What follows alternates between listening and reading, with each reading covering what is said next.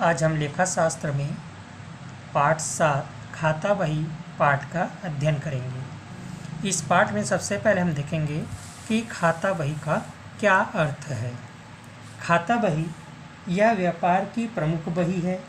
इस बही में विभिन्न प्रकार के खातों को उनके स्वभाव के अनुसार अलग अलग नामों से खोला जाता है तथा खोले गए खातों में उनसे संबंधित व्यवहारों को एकत्रित कर तिथिवार रूप से लिखा जाता है क्रम से।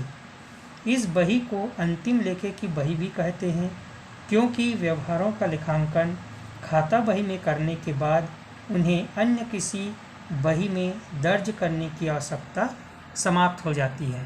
तो इस प्रकार से खाता बही का संक्षिप्त में अर्थ है हिसाब किताब की वह प्रमुख बही जिसमें पंजी या जर्नल में उतारे गए समस्त लेन देनों को वर्गीकृत कर तिथिवार भिन्न भिन्न खातों में संक्षिप्त रूप में दर्ज करना खाता बही कहलाता है। अतः सरल शब्दों में हम खाता बही का अर्थ समझ सकते हैं कि व्यक्तिगत, वस्तुगत तथा आय व्यय से संबंधित विभिन्न प्रकार के खातों को रखने व उनमें संबंधित व्यवहारों का लेखा करने के लिए उपयोग की जाने वाली बही खाता बही कही जाती है। इसे प्रपंजी या लेजर भी कहते हैं। इसके बाद हम देखेंगे नकल बही तथा खाता बही में अंतर। तो नकल बही और खाता बही में निम्न अंतर है। पहला है पुस्तक का प्रकार। नकल बही प्रारंभिक लेखों की पुस्तक है, जबकि खाता बही वर्गीकरण की पुस्तक है। दूसरा, लेखों का आधार। नकल बही में स्मारक बही या रफ बही की सहायता से या स्वतंत्र रूप से सौदों का लेखांकन किया जाता है, जबकि खाता बही में नकल बही या अन्य सहायक बही के आधार पर लेखे किए जाते हैं। तीसरा, लेखों का आकार। इस बही में सौदों का लेखा विस्तार से किया जाता है, जबकि खाता बही में प्रत्येक सौदों को संक्षिप्त एवं एकत्रित रूप में लिखा जाता है। चौथा, सौदे की व्याख्या। इस बही में प्रत्येक सौदे की प्रविष्टि के साथ उसकी जानकारी व्याख्या के रूप में लिखी जाती है, जबकि खाता बही में सौदे की व्याख्या नहीं लिखी जाती है। पांचवा, लेखा विधि। इस बही में प्रत्येक सौदे को तिथिवार पृथक पृथक रूप से लिखा जाता है, जबकि खाता बही में समान स्वभाव वाले सौदों या एक समान वाले व्यवहारों को समूहबद्ध कर तिथि क्रम से लिखा जाता है। छठवां अंतर है नकल बही में। इस बही का उपयोग सौदे के प्रारंभिक लेखांकन में ही किया जाता है। प्रारंभिक लेखों के बाद यह बही अधिक उपयोगी नहीं होती। खाता बही अंतिम लेखे की पुस्तक है, अतः व्यापार में इसका उपयोग बार बार करना पड़ता है। सातवां, स्थायित्व। नकल बही प्रारंभिक लेखों की पुस्तक है, जिसे एक अस्थायी अभिलेख के रूप में जाना जाता है, जबकि खाता बही को एक स्थायी अभिलेख के रूप में जाना जाता है, क्योंकि इसके बाद सौदों का लेखांकन अन्य बही में नहीं किया जाता। तो ये थे अंतर नकल बही और खाता बही में प्रमुख अंतर। इसके बाद हम देखेंगे खाता बही का महत्व या लाभ। खाता बही या नकल बही का लाभ एक व्यापारी को निम्नलिखित प्राप्त होते हैं। पहला है संपूर्ण जानकारी की प्राप्ति। खाता बही में प्रत्येक खाते को अलग रूप से खोला जाता है, अतः किसी व्यक्ति, वस्तु, आय तथा व्यय से संबंधित खाते की संपूर्ण जानकारी एक स्थान पर प्राप्त हो जाती है। दूसरा लाभ है समय की बचत।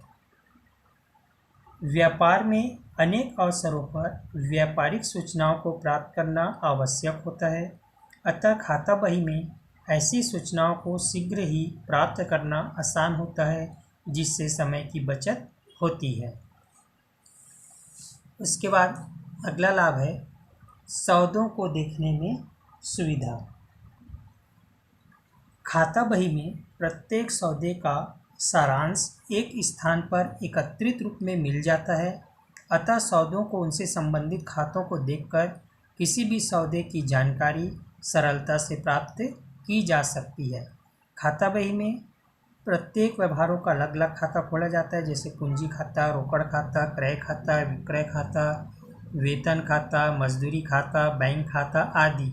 तो इस प्रकार से अलग अलग हम खातों को खाता बही में खोलते हैं, जिससे किसी भी समय किसी एक व्यवहार को देखने से संबंधित जानकारी हमको सरलता से प्राप्त हो जाती है। अगर किसी समय हमको क्रय की जानकारी देखना है तो हम क्रय बही में देख कर सकते हैं कि कुल कितना क्रय हुआ। इसी प्रकार विक्रय की भी जानकारी प्राप्त कर सकते हैं। तो इस प्रकार से सौदों को देखने में सुविधा होती है। चौथा है गणितीय शुद्धता की जांच। खाता बही की सहायता से खातों के शेष प्राप्त कर तलपट बनाया जाता है और तलपट बनाकर लेखों की गणितीय शुद्धता की जांच करना सुविधाजनक होता है। पांचवा है अंतिम खाते का आधार। खाता बही में खातों के शेष प्राप्त कर तलपट बनाया जाता है तथा तलपट के आधार पर अंतिम खाते। इस तरह खाता बही अंतिम खाते बनाने का आधार होता है। इसके बाद अगला है छठवा लेनदारों व देनदारों का ज्ञान। खाता बही से हमें पता चलता है कि हमारे कितने देनदार हैं और कितने लेनदार। सातवां संपत्ति की जानकारी।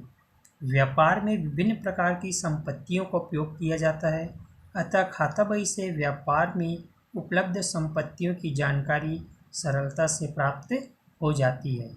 नंबर 8 व्यापारिक व्ययों की जानकारी। व्यापार में प्रतिदिन व्यापार संचालन के लिए कई प्रकार के व्ययों का भुगतान करना पड़ता है, जिसके कारण से व्यापार की बचत घटती है। खाता बही में रखे गए व्ययों के खाते देखकर व्यापारी अपने खर्चों को नियंत्रित करता है। नंबर 9वां लाभ है न्यायालय में प्रमाण। न्यायालय में किसी वित्तीय विवाद के उत्पन्न हो जाने पर खाता बही प्रमाण स्वरूप साक्ष्य या सबूत के रूप में प्रस्तुत की जा सकती है। तो इस प्रकार से खाता बही रखने से किसी व्यापार को लाभ होते हैं। पहला है संपूर्ण जानकारी की प्राप्ति, दूसरा समय की बचत, तीसरा सौदों को देखने में सुविधा, चौथा गणितीय शुद्धता की जांच, पांचवा अंतिम खाते का आधार, छठवां लेनदारों देनदारों का ज्ञान, सातवां संपत्ति की जानकारी, आठवां व्यापारिक व्ययों की जानकारी और नंबर 9 न्यायालय में प्रमाण। इसके बाद हम देखेंगे खाता बही का प्रारूप। खाता बही का जो प्रारूप है वो इस प्रकार से बनता है। ऊपर पहले खाते का नाम लिखते हैं, जो भी खाता बही हमको खाता बनाना है। जैसे पूंजी खाता बनाएंगे तो यहाँ पर लिखेंगे पूंजी खाता, क्रय बनाना होगा तो क्रय खाता, इसी प्रकार विक्रय खाता बनाना होगा तो विक्रय खाता। सबसे पहले बीच में हेडिंग दिया जाता है जिस खाता बही में हमको खाता बनाना है। उसके बाद फिर यहाँ पर लिखेंगे विकलन और समाकलन। खाता बही में खाते के दो पक्ष होते हैं, विकलन और समाकलन। बाएं पक्ष को विकलन कहा जाता है और दाएं पक्ष को समाकलन। दिनांक, विवरण, पंजी पृष्ठांक, राशि, दिनांक, विवरण, पंजी पृष्ठांक, राशि। टोटल 8 कॉलम बनेंगे। 4 कॉलम विकलन में रहेगा, 4 कॉलम समाकलन में रहेगा। दिनांक थोड़ा बड़ा बनेगा, विवरण बड़ा रहेगा, पंजी पृष्ठांक जो है छोटा बनेगा और राशि बराबर बड़ा बनेगा राशि लिखने के लिए। सेम कॉलम समाकलन पक्ष में बनाना होगा। तो ये खाता बही का प्रारूप बनता है। टोटल 8 कॉलम बनेंगे, 4 विकलन पक्ष का रहेगा, 4 समाकलन पक्ष का। तो इस प्रकार से इसका प्रारूप तैयार होगा।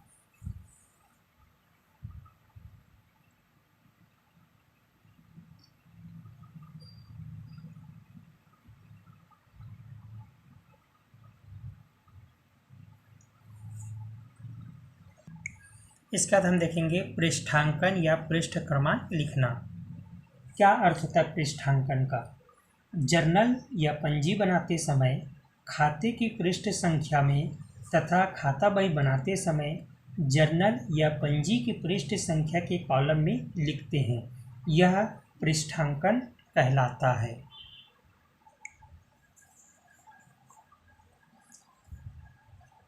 पृष्ठांकन इस स्तंभ का उपयोग परस्पर